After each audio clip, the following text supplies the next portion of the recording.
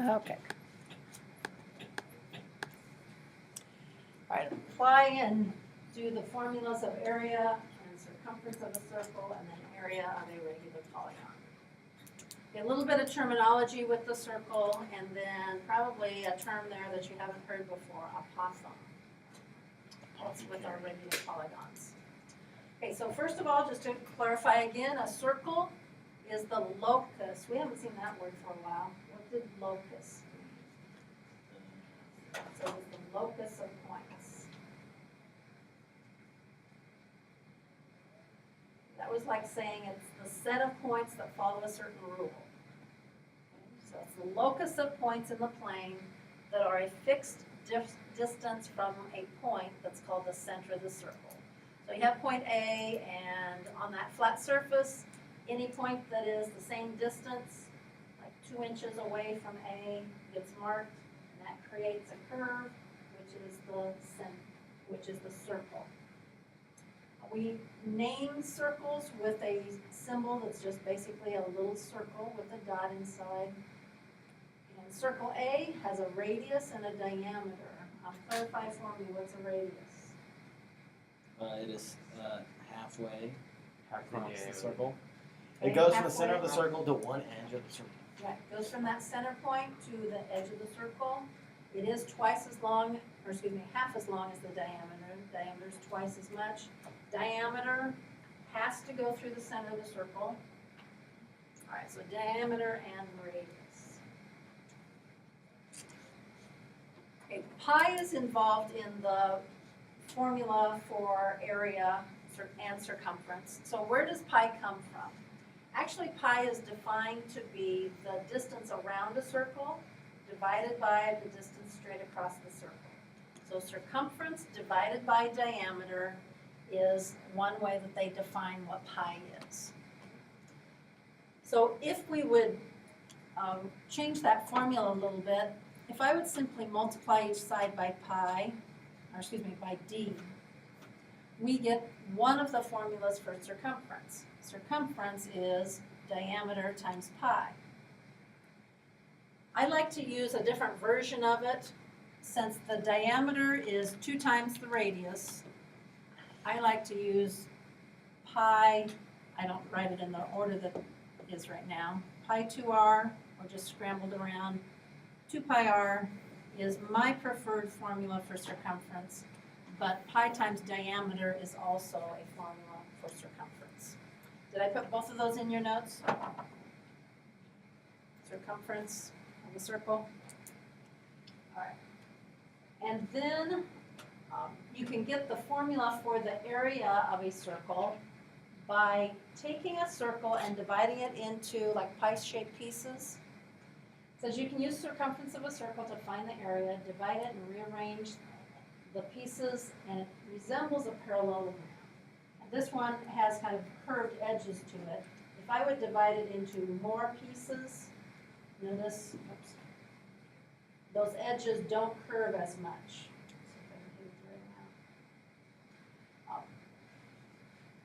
One more time. I want to point out something. Let it come up. Stay. Okay, the more pieces that I cut it into, the less curve that there is on each of them when you make the parallelogram.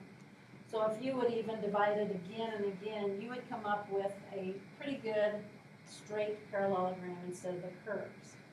But to think of where we get the formula pi r squared for the area of a circle, the height of the parallelogram is the radius of the circle.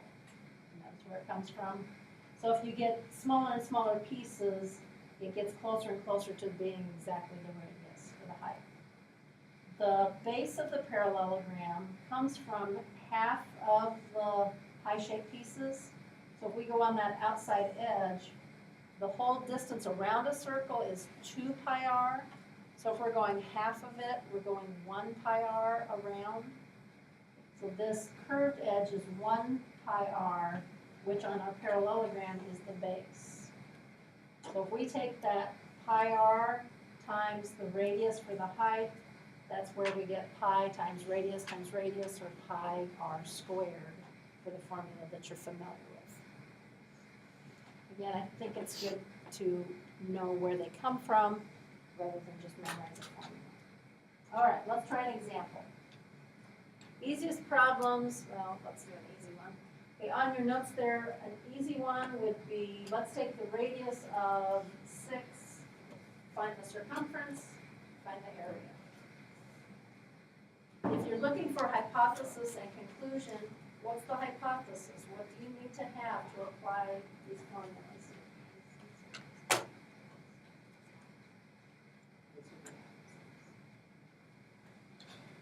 What's your hypothesis and what's your conclusion? What do you have to apply this formula? A diameter. Well, basically a circle. So diameter, radius. So your hypothesis is you have to have a circle. Conclusion would be these formulas. All right, I think I told you a circle with diameter of 6. And we'll go inches so you have some units to work with. Find the circumference, find the area, label the units correctly.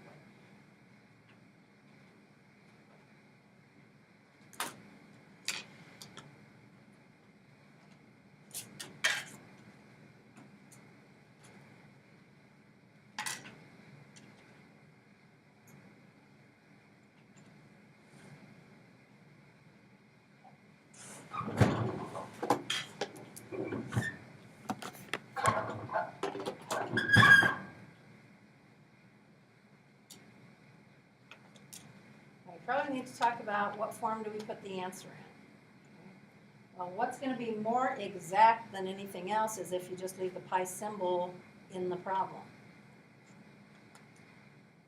So if you are using pi times diameter for the circumference, pi times 6, the exact value would simply be 6 pi inches.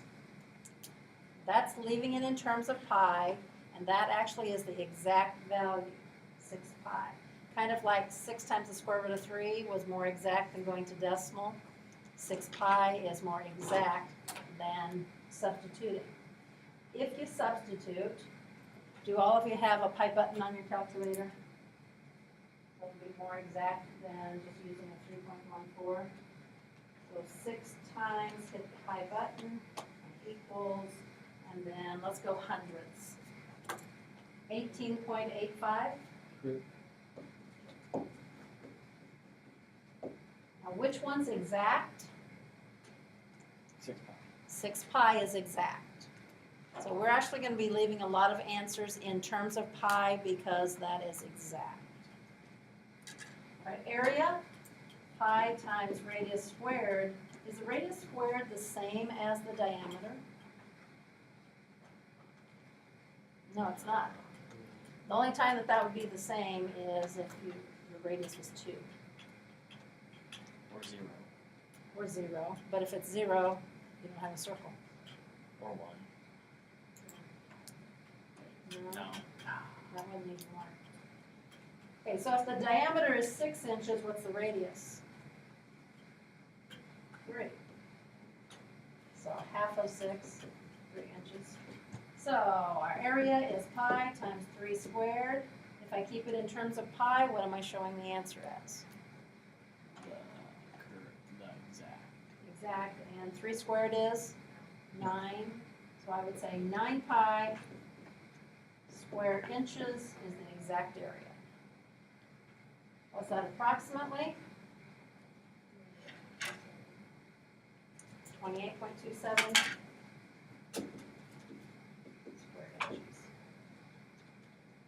Any question on just a basic circle? Mainly have to make sure you are using the diameter in the right place and the circumference in the right place, or radius in the right place. That's why I like the formula for circumference that has radius. So then I have to use radius in both formulas and I don't get mixed up which is which. All right, this is the one we just did, I guess. You want me to do that a second time? Okay, here's a pizza making kit. contains 3 circular baking stones, and there are the diameters of them.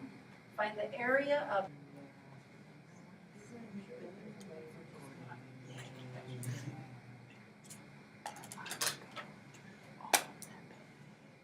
all right. We got 452.4, 1017.9, and 1809.6. All right, now before I go on, I want you to take a look at something that we'll do in another section this week. Notice that this was a diameter of 24 centimeters, and the last one had a diameter of 48 centimeters. We doubled the diameter. So did the area double? No. No. How many times bigger did it get? Divided backwards, yeah. Was it 4 times as big? Yeah. It is. Now, why by doubling the diameter did it get 4 times as big? Take it to the second power. Because what? Take it to the second power. Why would we take it to the second power? Because it's in the formula. Yeah. Because what are we figuring? The area of a circle. Area. And what kind of units does circle have? Square. Square units. So when we change the diameter of the circle, it doubles the length and it doubles the width or height, whatever you want to say. So it's changing the area in 2 dimensions, which has the effect of squaring whatever you did to the original one. So similarity ratio was 1 to 2, but the area ratio 1 to 4. Remember that A to B formula or theorem. If the similarity ratio is A to B, then the area ratio is A squared to B squared. We're going to be coming back to that theorem idea. All right, next one. Find the circumference and area of circle M. The diameter is 10x. We'll throw that variable in there again. 10x is the diameter, not just 10. So what would be the area and what would be the circumference? Diameter is 5, or excuse me, diameter is 10x, radius is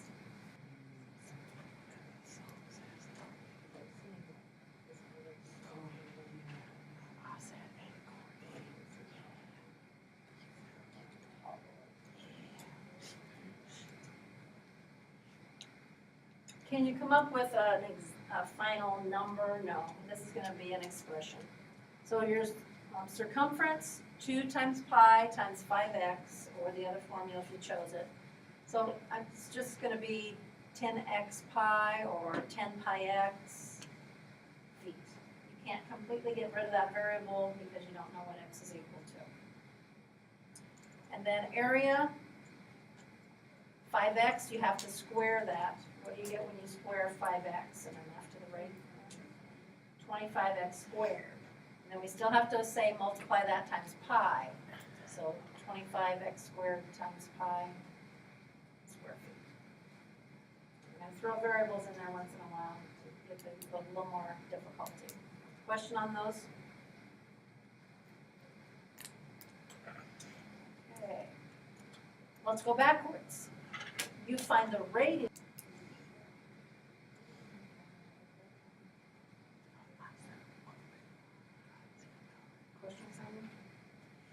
Oh, I think I have an answer. Think you got it? Ready? I don't know if it's right. I just have an answer. Okay, you read it and let's see. 32. 32 is right.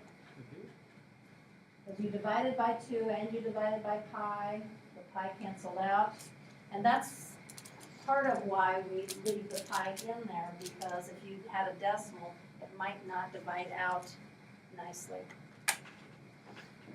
Okay, find the circumference of this circle in terms of pi. In other words, leave the pi symbol there. And I'm telling you the area of the circle is 144 pi square meters. We get to the circumference. To do the circumference, you either need radius or diameter. So from the area, can you figure out either the radius or the diameter? Should be able to.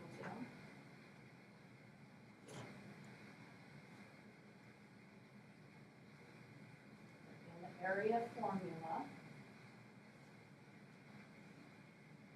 for A, put 144 pi.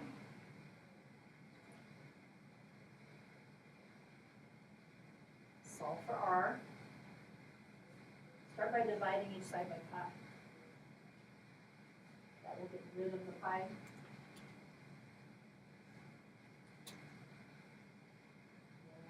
Square root 144, do we want a positive and a negative radius? Just positive makes sense, yeah. Positive 12 is your radius. Now you should be able to find circumference. Circumference is, I'll use 2 pi r because I know the radius.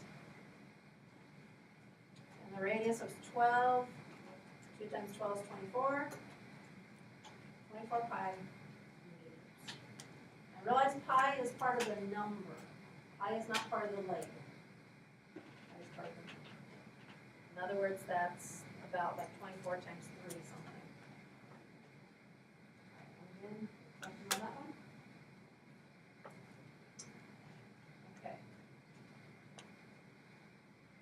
Pi key gives us the best possible approximation, but wait until the last step in order to do any rounding. So wait as long as you can to put in pi, and your answer will be more exact. Okay, then our other shape are regular polygons. What did the term regular mean? Same angles, same sideline. Same angles, same size. So it's very uniform, very symmetrical. We're going to try and find the area of those regular polygons next. A little bit of terminology, and I don't think I have terms written down for you. So wherever you're doing your regular polygons, going to the vertex, it's a little bit longer because that's like the hypotenuse of this little right triangle when you're looking at it. So apothem goes perpendicular to the side, and while we're looking at it a little bit more, these lengths were all the same going to the corners. And so notice that the apothem goes down the middle of an isosceles triangle. And it might remind you that this point then is a midpoint of the side. So we've got some right triangle going on. We've got the equilateral, or excuse me, the isosceles triangle going on. We can use some things that we've studied already to come up with something we need. All right, so how are we going to find the area of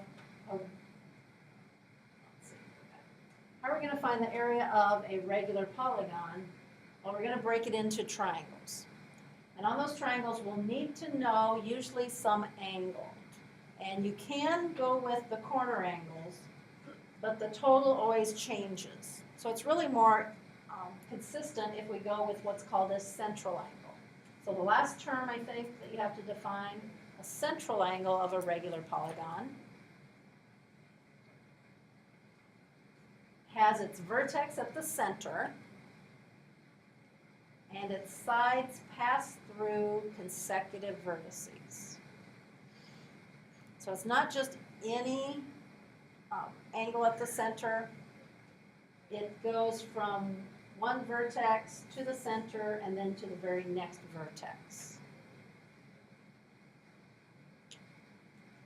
How many sides do I have up here? 1, 2, 3, 4, 5, 6, 7, 8, 9, 10. 10 sides is called a decagon. Okay, if there's 10 sides, when I draw from the center to each of these consecutive vertices, you notice how many triangles or angles there are formed? If there's 10 sides, there's going to be 10 central angles, and there's also 10 isosceles triangles. So how do I get how many degrees one of these would be? I just figured out there's 10. What do they have to total? What's a whole circle total? 360. So 360 divided by 10, probably doesn't show up very good. This central angle is 36 degrees. And the next central angle is 36 degrees, and the next one 36 degrees all the way around. Those triangles are all isosceles, and they have the same central angle, so by side angle side, all of these triangles that I have pictured would be congruent. If we can find the area of one of them, we can multiply, in this case by 10, and know the area of the whole polygon. So our goal is to try and find the area of one of those triangles. Caught up with me?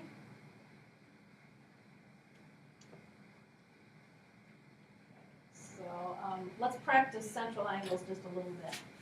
Okay, this is a pentagon.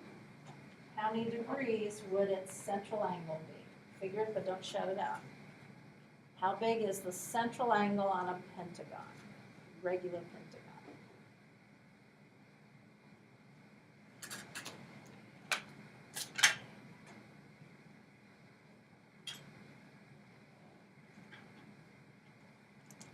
How many degrees, Lucas? 72. What if it is a hexagon? What's the central angle? 60. What if it is a nonagon? 40. 40. So you're just taking 360 and dividing by how many sides there are. That would give you the degrees of that central angle. But that is important for us because when we try and find the area of one of these triangles, so that we can, in this case, I switched to a pentagon. If I could find the area of triangle FCE, I could take that then times 5 to get the whole thing. Okay, look up here with me. How many degrees was the central angle? 72. Okay, in the right triangle then, this dashed apothem divides that 72-degree angle, bisects it. So half of 72 is 36 degrees. Then based upon what side measurement or what measurement you're given in the problem, we can find the rest of the area. How would we find the area of this isosceles triangle? Well, just with formulas, aren't triangles 1/2 base times height? What would be the base of the green triangle?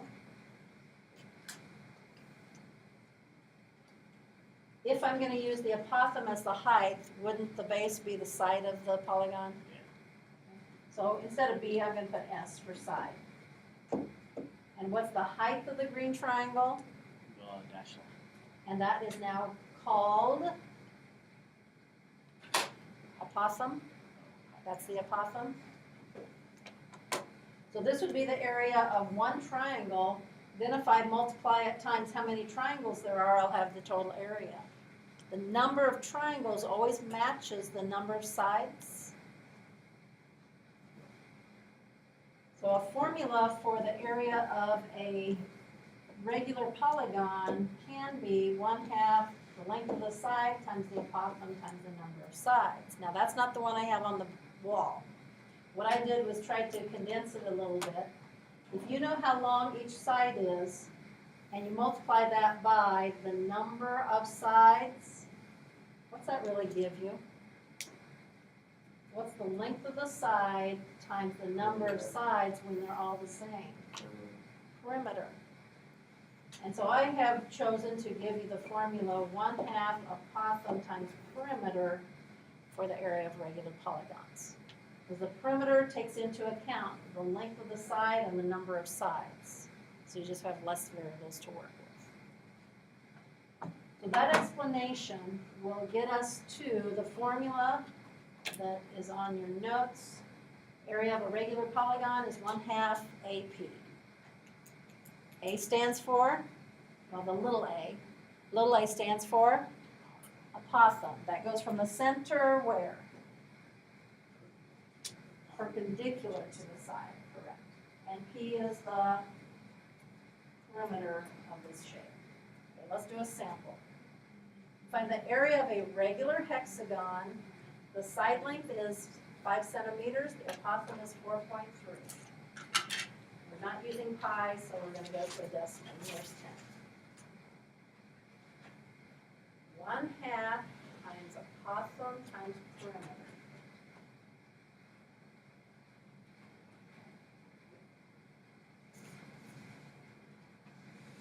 Apothem's 4.3. What's the perimeter? I didn't tell you. 2.8. Wait, go. Now Would be what's- 5 times. How many sides on a regular hexagon? Not 9, 6. And if it's regular, they're all the same length. So 6 sides that are all 5 centimeters long. Perimeter is 30. Oh, well, yeah. 6 times 5. Yeah. All right, so 1/2, 4.3 times 30. And we get 64.5. It's area, so it's square centimeters. And again, where'd I get the 30? It's a regular hexagon. You need to give yourself a picture. And every side is 5. So the perimeter, 6 5s would be 30.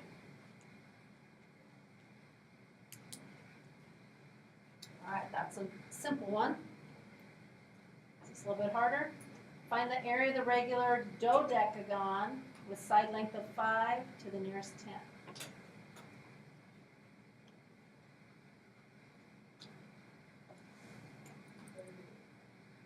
What's a dodecagon? 12.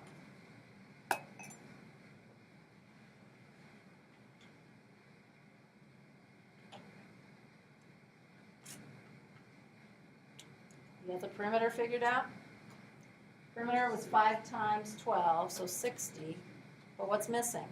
Apothem. The apothem. Apothem's not here. So how do we find the apothem? Well, let's work on it. Regular dodecagon, we said it was 12 sides. I'm not going to try and draw 12 sides total, so I'm not going to close my shape. But there's going to be a center point. Okay, we want to get to those triangles with the right angle in there. So let's start with the isosceles triangle. Okay? And you know the side is 5. What's the angle in that isosceles triangle? In other words, what's the central angle on a regular dodecagon? 30. 360 divided by 12, so that was 30 degrees. 30 degrees for this complete central angle. Now we're interested in the apothem. So let's get the apothem in there, and what's that do to that central angle? Breaks it. Breaks it in half, so now it is 15 degrees in my right triangle. What's it also do to the 5 for the side? 2.5. Yeah, 2.5 here, 2.5 here. I want to know the apothem. So focus in on the right triangle. We did this last chapter. How do you find the apothem? Tangent. Tangent of 15 degrees over 1 equals 2.5 over A. So we 2.5 divided by the tangent 15. Correct.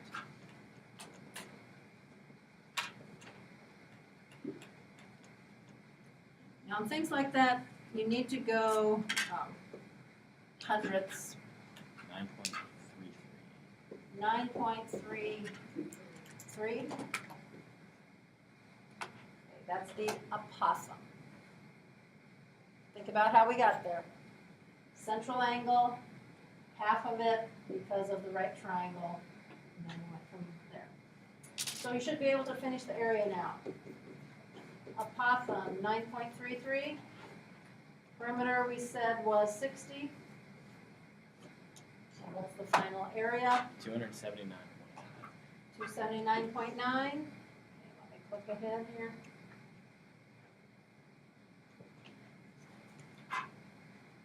These are all the things we talked about.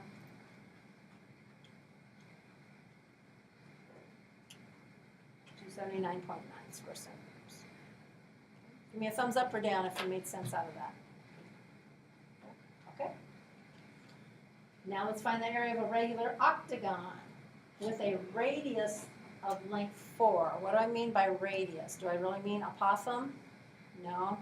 What I mean is from the center to the corner instead of perpendicular. All right, draw yourself a regular octagon. Make it somewhat large, so flip your page over if you're running out of room. Give yourself enough space to work. Regular octagon, kind of like a stop sign.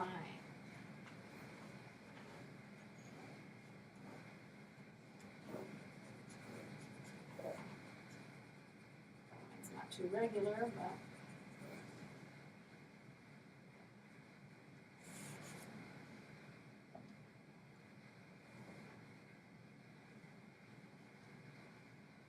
radius length 4. So going to this corner is 4. Going to this corner is 4. I can't do the perimeter or the apothem right now.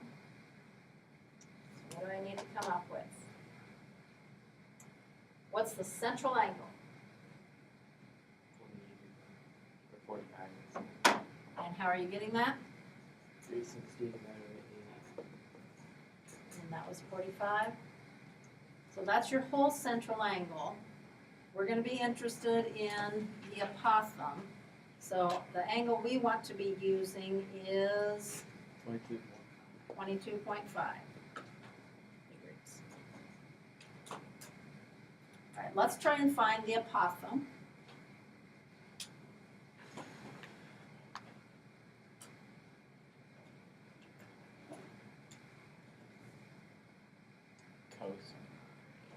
Cosine? Cosine of 22.5 degrees equals adjacent, which is A, over hypotenuse, which is 4.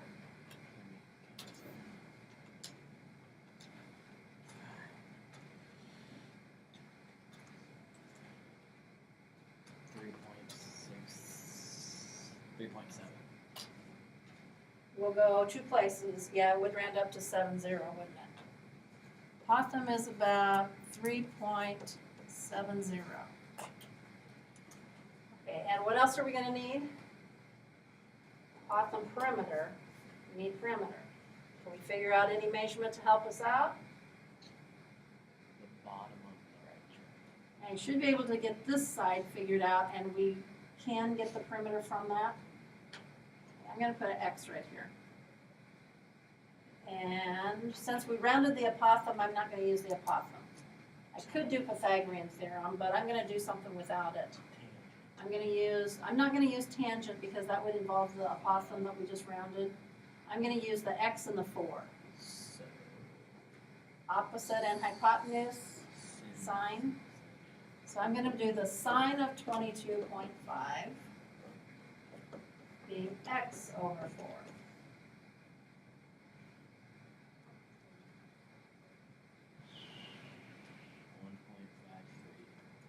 Okay, now let's just keep that number that's in our calculator there, 1.53, because it'll be more exact if we actually do that. How do we get the perimeter from here?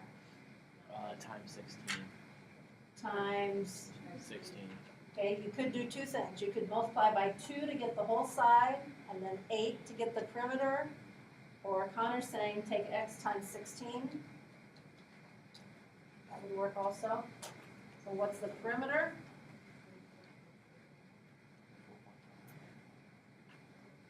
24 point. If I use what was in my calculator, it's 49. Maybe if you rounded, did someone say 50? I just used the whole decimal that was in my calculator.